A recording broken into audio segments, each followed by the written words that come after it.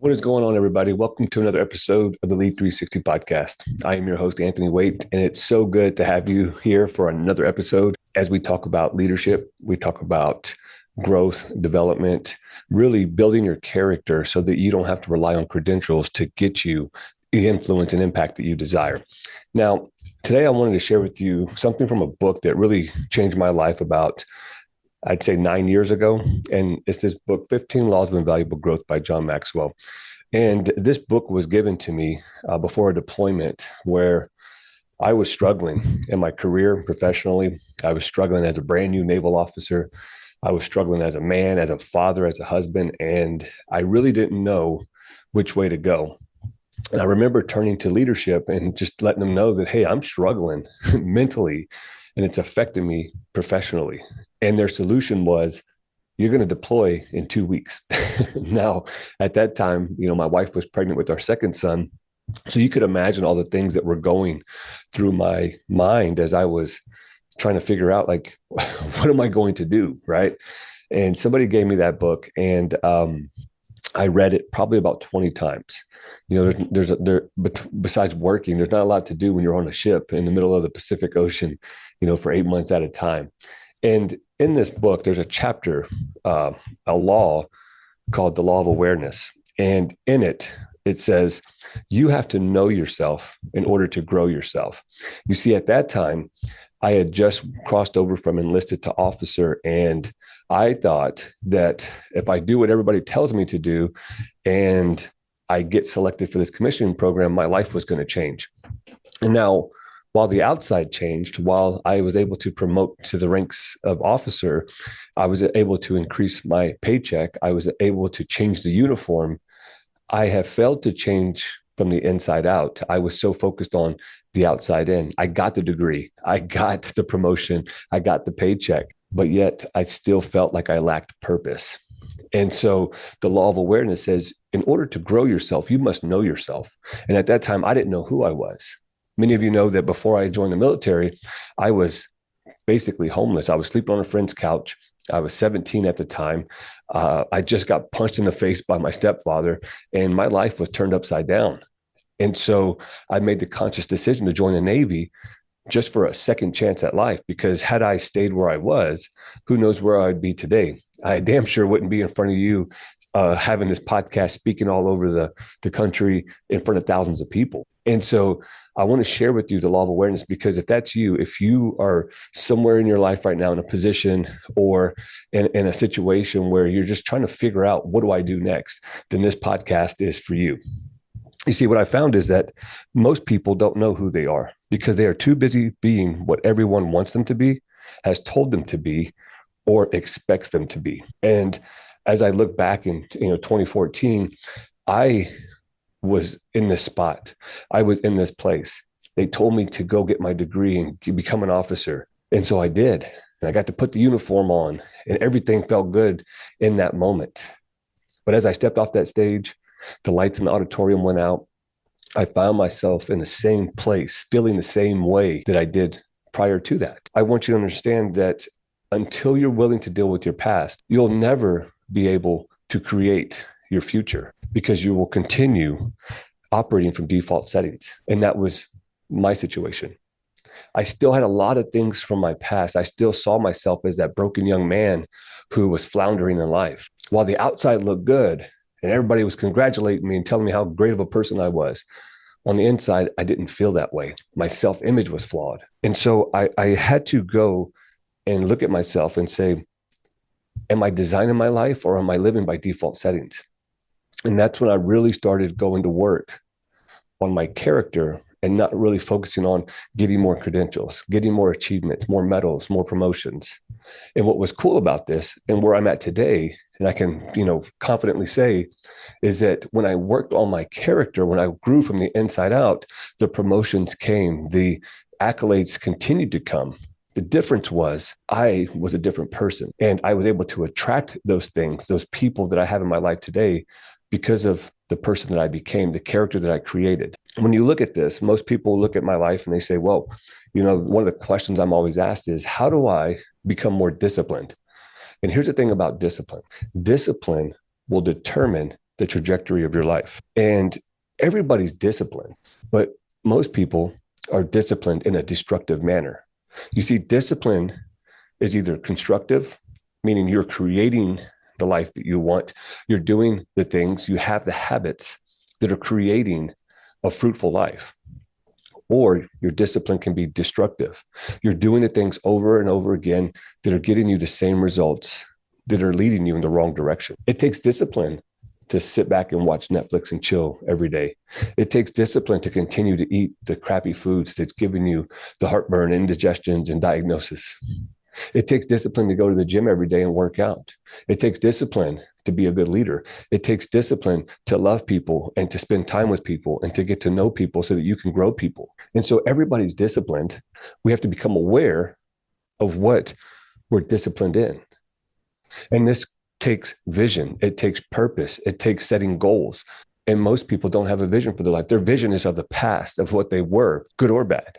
It's like that person that says, back in my day, if coach would have put me in, we could have won state. Or if you were like me, that vision of the past is, well, I was broken. I was homeless. I grew up poor.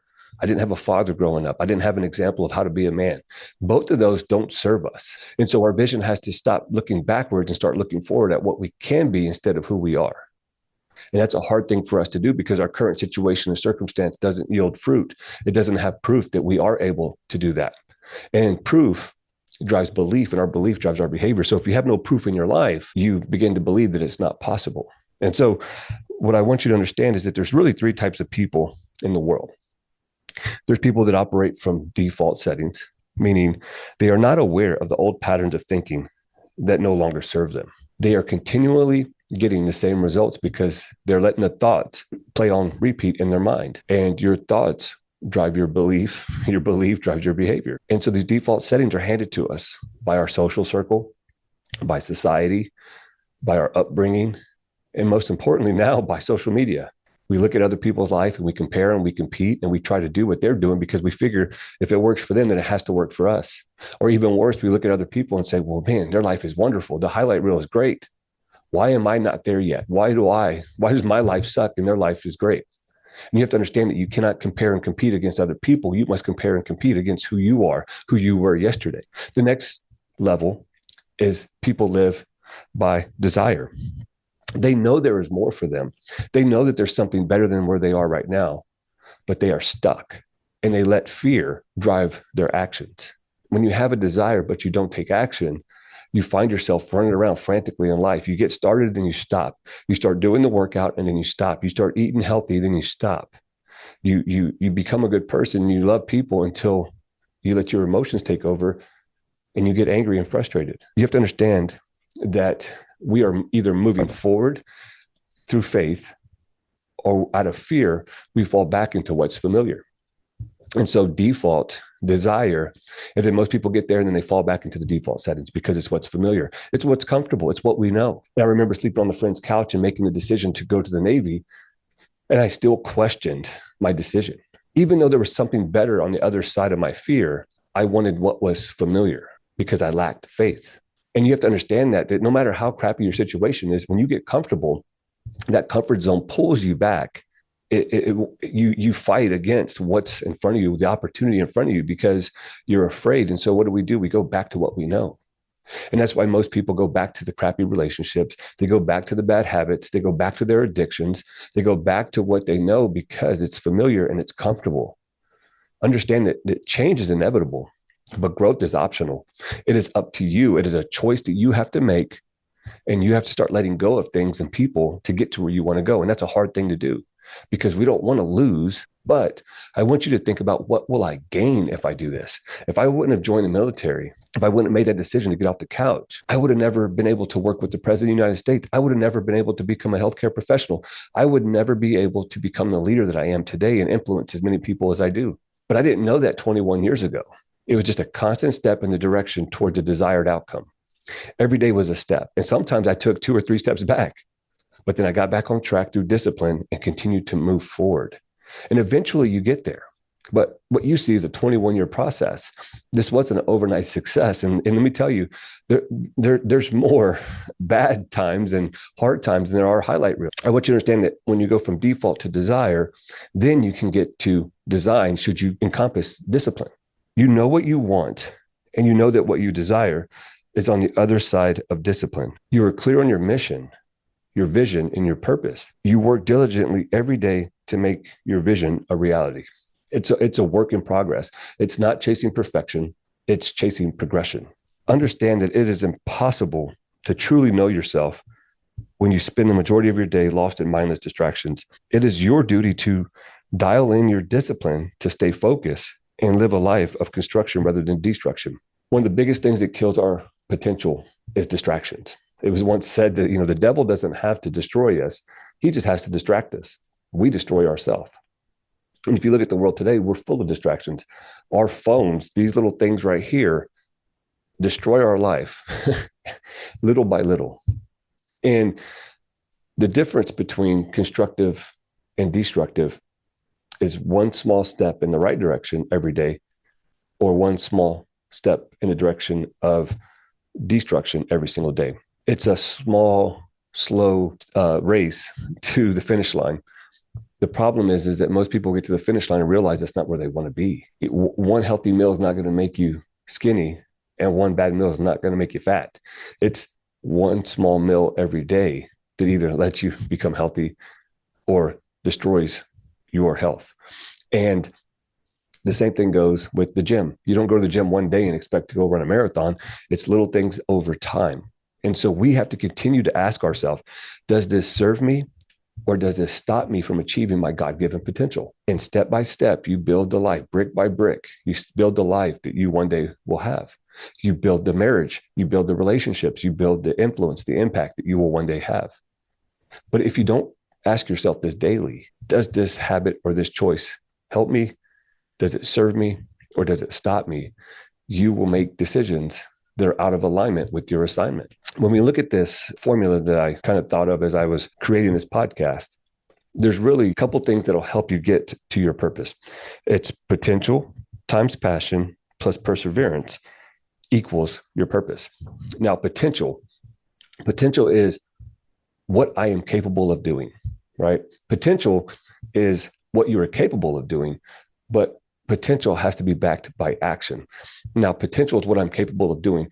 We are all capable as human beings to do amazing things, to do the impossible.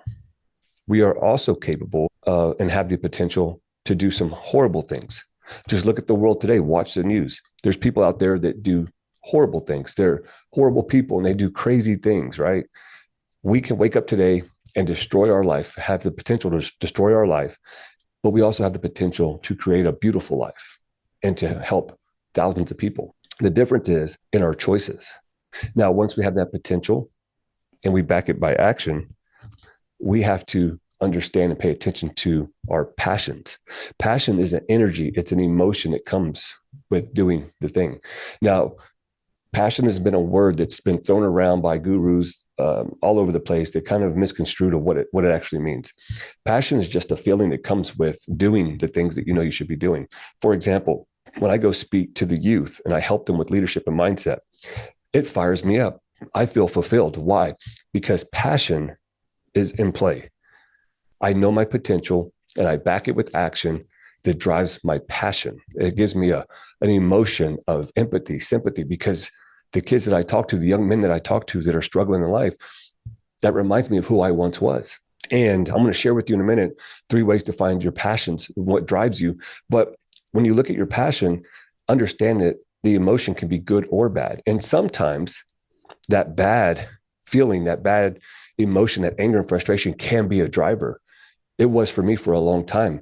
One of the biggest contributions to my success was I had this fire inside of me that I will never be like my father. I will never prove them right, because growing up, people would say, well, that kid's not going anywhere.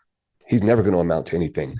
He's just like his father. And that would fire me up. It would make me so angry. But the truth was, if I took inventory of my life, they were right. I was becoming just like my father. Nothing.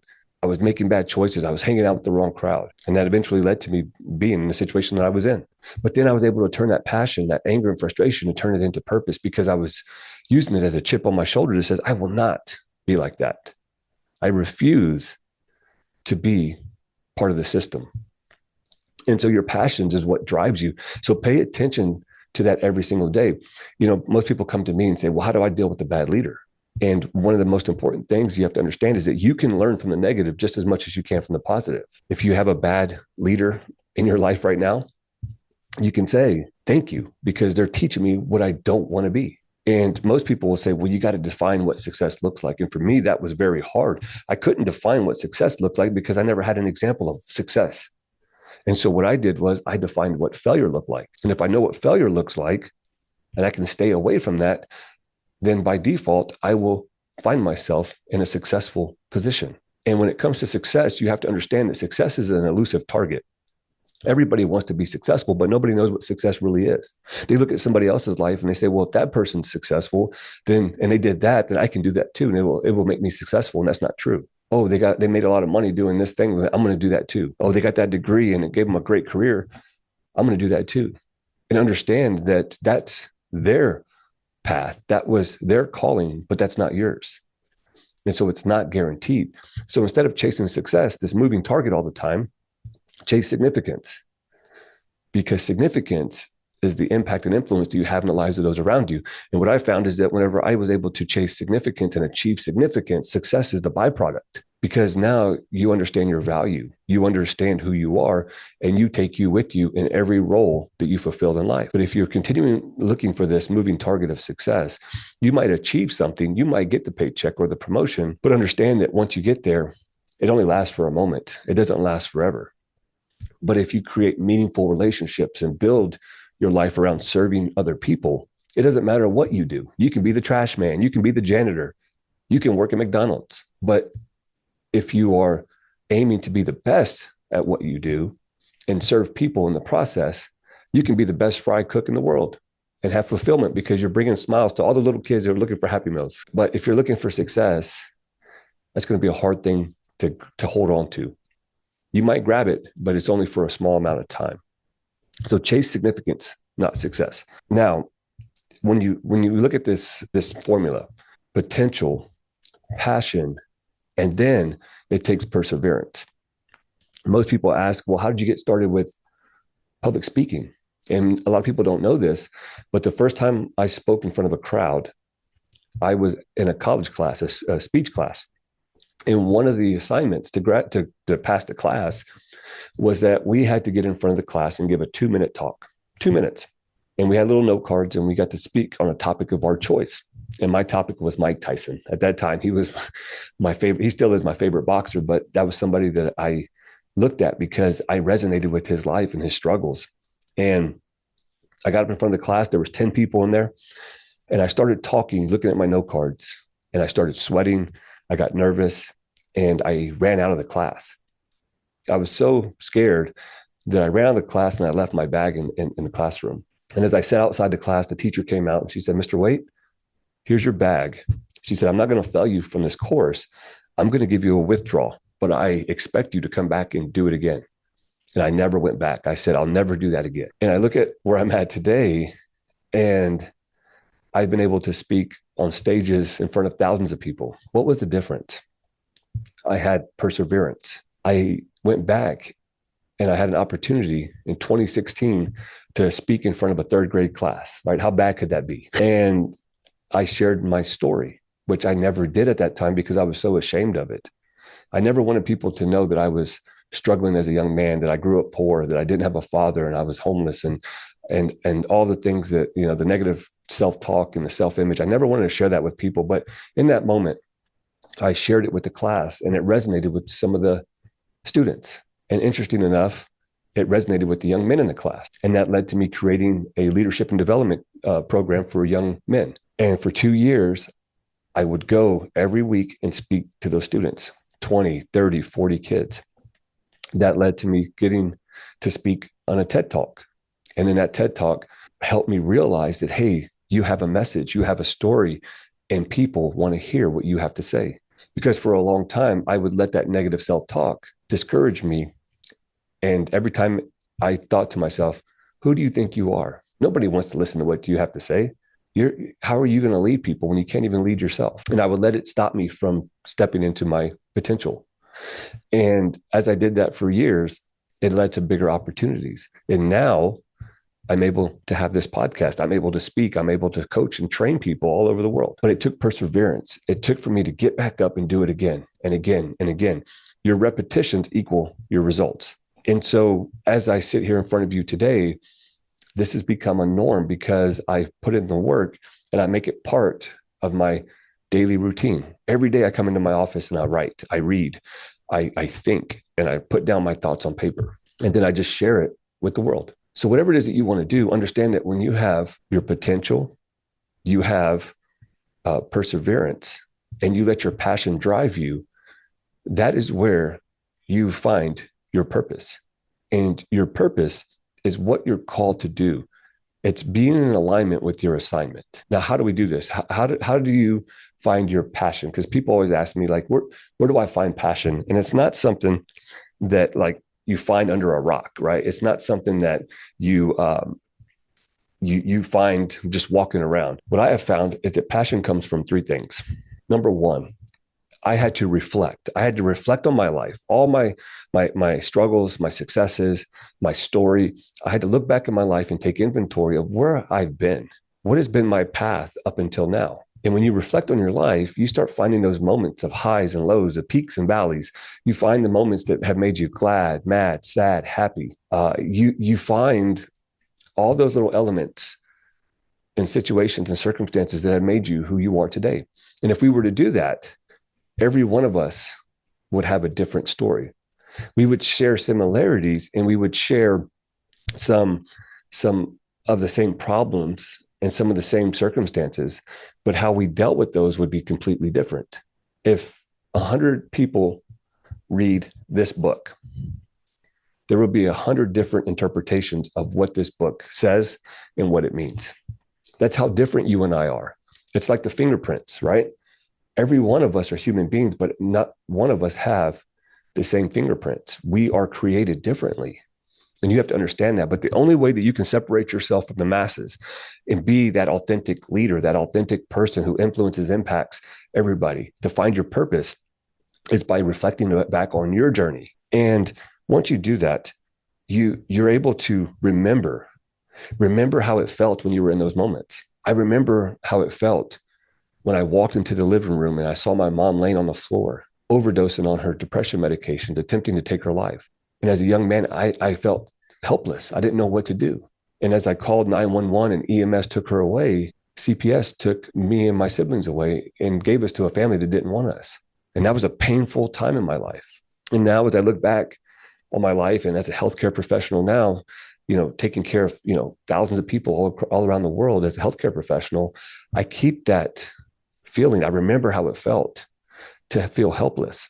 And now when I'm educating my patients and their family and I'm giving them a diagnosis and I'm sitting there with the family as their family member, their dad, their mother, their child is taking their last breath, I'm able to be empathetic and sympathize and understand how it feels to be in that position. And so as a young man, I remember how it felt to feel lost and helpless and struggle.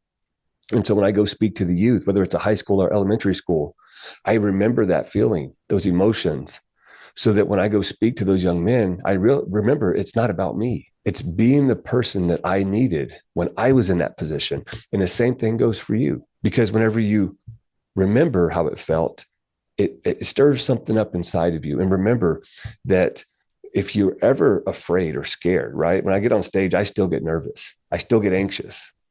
But I remember that excitement and fear share the same emotions. When I'm afraid, I get butterflies on my stomach. My palms get sweaty, right? You get nervous. You feel like tingly. You get scared, and nervous. But when you're excited, what happens? You get butterflies in your stomach. You get anxious. You get excited. You're nervous. And so remember that fear and excitement share the same emotion. We just have to channel that emotion in the right direction. And so before I step on stage, before I turn this podcast on, I remember that, hey, are you afraid? Are you nervous? Or are you excited? Because why would you be afraid to help people? Why would you be afraid to impact thousands of people around the world? Why would you be afraid to get on stage and share with somebody something that could change your life? And so as you reflect and you remember, then you're able to realign. You realign the gifts, talents, and abilities that you've been given to be the change agent, to be the person that you needed when you were struggling. And that's really all this life is about. It's about going through this journey, this path, this journey called life, taking the lessons and learning from them, and then giving them to the people that are behind you. All of our burdens are one day going to be blessings for other people. Life's test becomes your testimony. But most people will take life's tests and never learn the lesson. And therefore, they continue to get the test.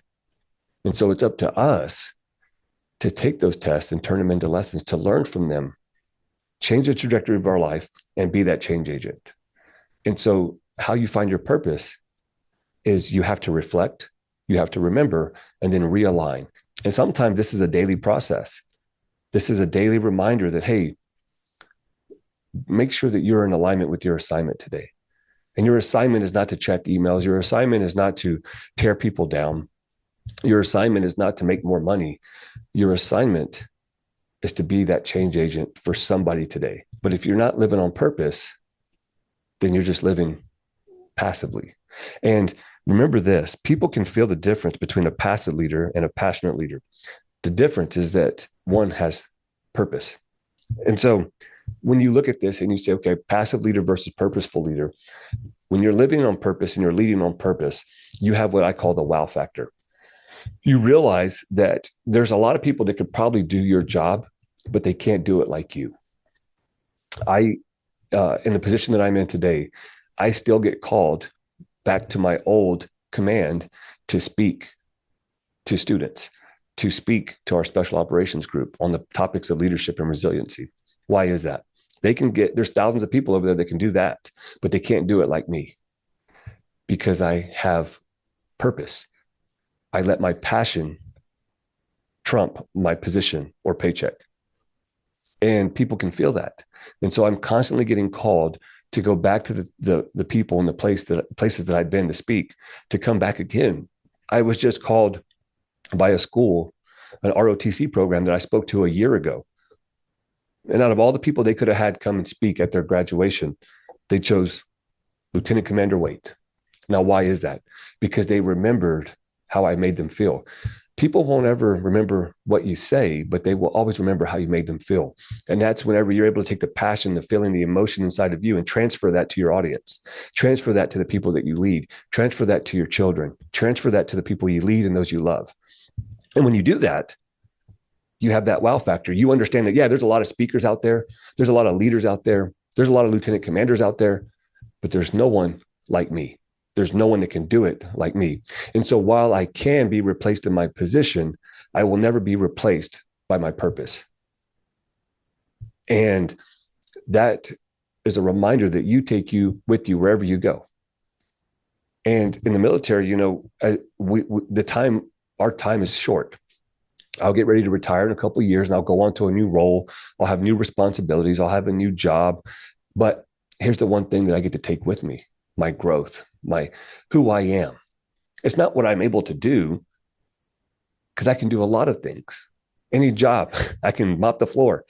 I can, change programs. I can write curriculum. I can teach.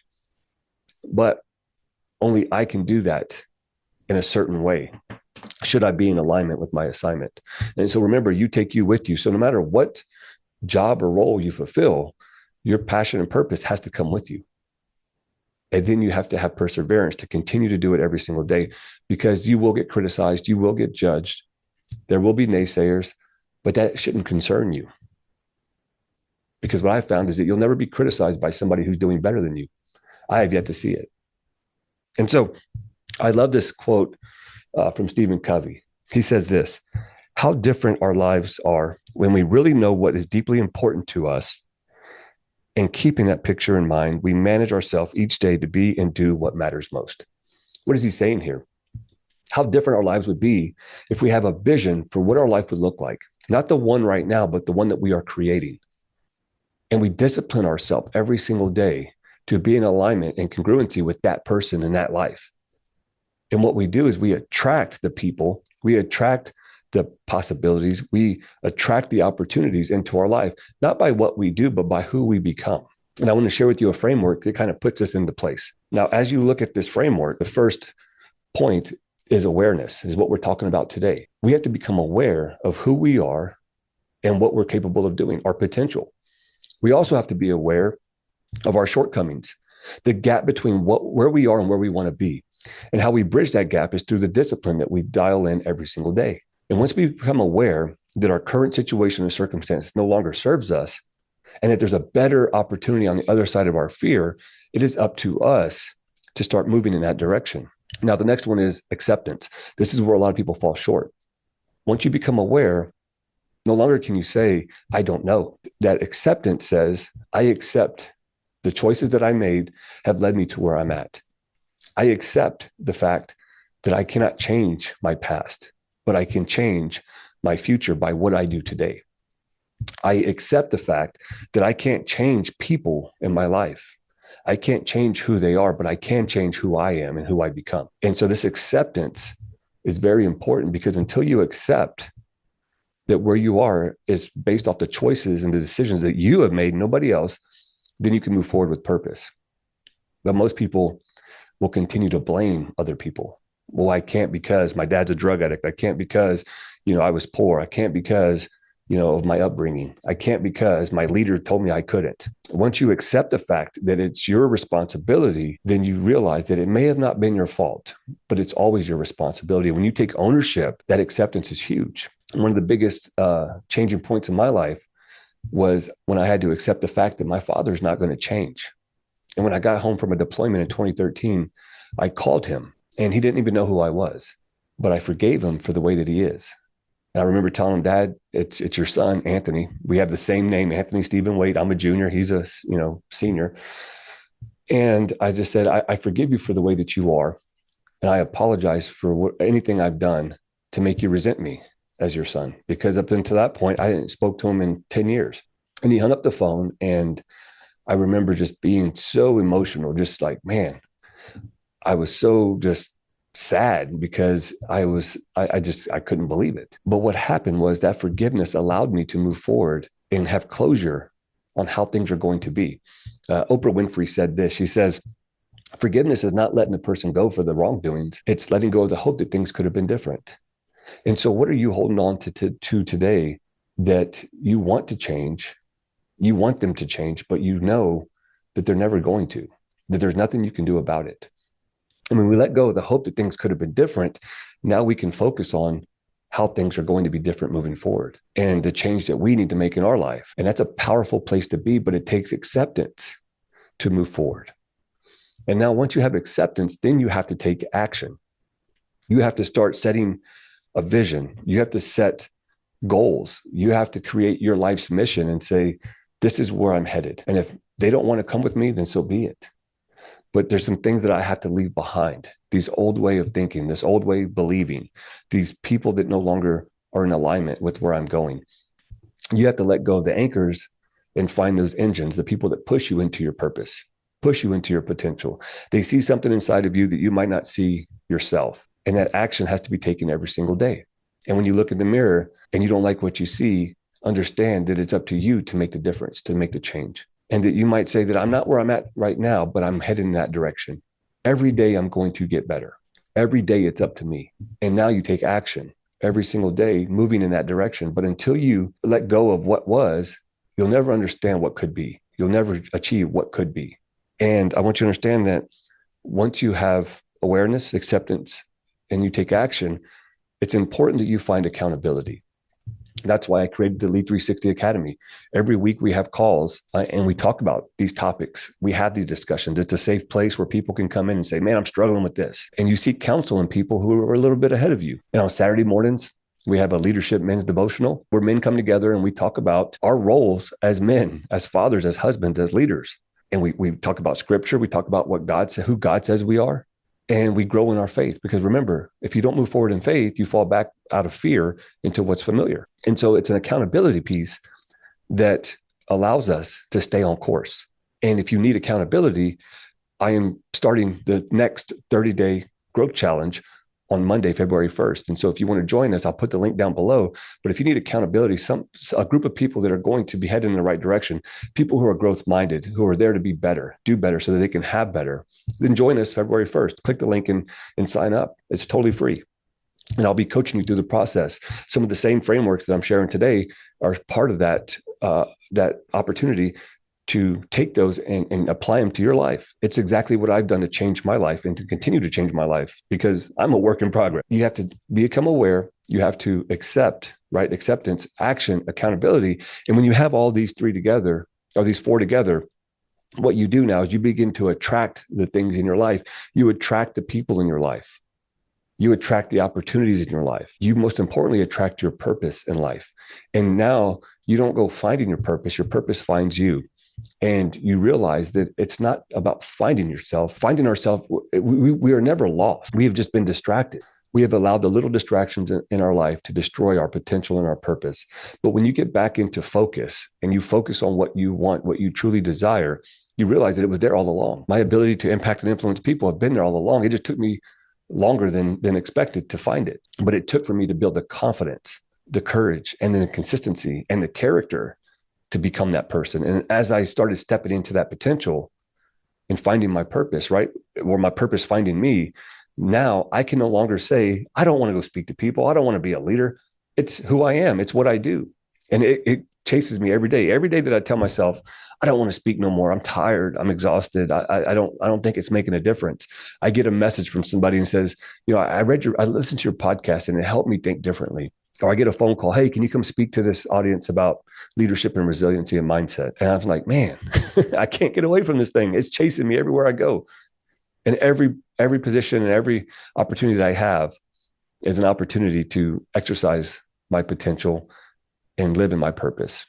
And so I hope this served you today. If you will, like, share, follow the podcast. This is totally free. I don't get paid for this. And how it grows is by you sharing it with somebody you lead or somebody you love. And if you want to join us for the 30-day growth challenge starting on Monday, February 1st, click the link below, sign up. I'd love to see you there. The first module will be released on Monday, and we'll have our first call on Wednesday evening. So you'll get access to all the replays. So if you miss a day, no big deal. You'll get access to all that. You'll get the PDFs, all the things. So I look forward to seeing you, and I wish you the best on your journey to finding your purpose and living out your full potential. I'll see you soon.